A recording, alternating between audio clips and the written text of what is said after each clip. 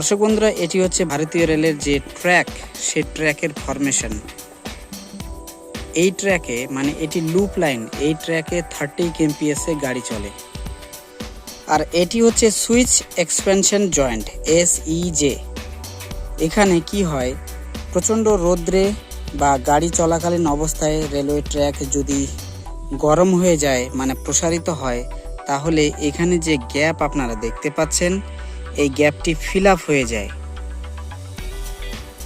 আর ঠান্ডার দিনে এই গ্যাপটি বেড়ে যাওয়ার একটা সম্ভাবনা থাকে। রেলওয়ে ট্র্যাক যাতে খেলতে পারে নিজের মতো করে, মানে প্রসারণ সংকোচন করতে পারে, সেই জন্য এমনটা করা হয়, যাতে পুরা রেলওয়ে ট্র্যাক সেফটিতে থাকে।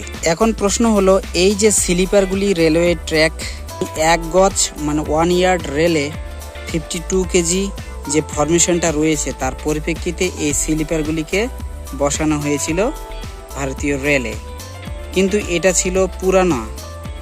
এখন নতুন ফরমেশনে এই সমস্ত স্লিপারগুলিকে বসানোর কাজ চলছে। কারণ কি, এই স্লিপারের ফরমেশনে যখন ট্র্যাক তৈরি করা হয়েছে, তখন ট্র্যাকটি আরও স্মুথ হয়েছে।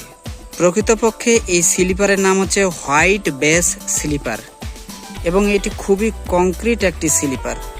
এই স্লিপারে থাকার জন্য রেল বহুত স্পিডে 130, 140, 120 kmph এ চলতে পারে, এবং এটি খুব কংক্রিট একটা স্লিপার।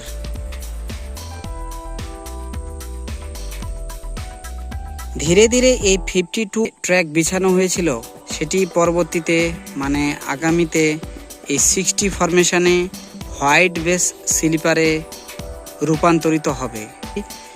এই ধরনের স্লিপারের মাধ্যমে যখন ট্র্যাক বিছানো হবে, তখন গাড়ি খুব স্মুথলি চলতে পারবে এবং লাইনে ফ্র্যাকচার হওয়ার সম্ভাবনা কম থাকবে।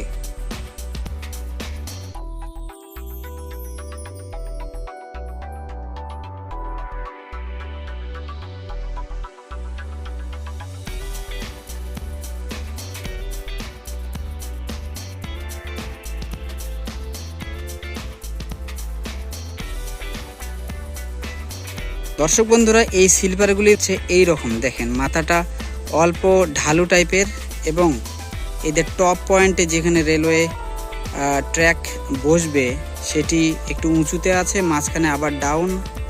আবার দেখেন, এই স্লিপারগুলিকে কাজে লাগানো হবে, তখন ট্র্যাক খুব স্মুথলি রান করবে, মানে গাড়ি খুব স্মুথলি রান করবে এবং ফাস্টেস্ট গতিতে এটি গন্তব্যস্থলে পৌঁছাতে পারবে। আশা রাখছি আজকের ভিডিওটি আপনাদের ভালো লেগেছে। চ্যানেলে নতুন হয়ে থাকলে সাবস্ক্রাইব করে নেবেন। ধন্যবাদ।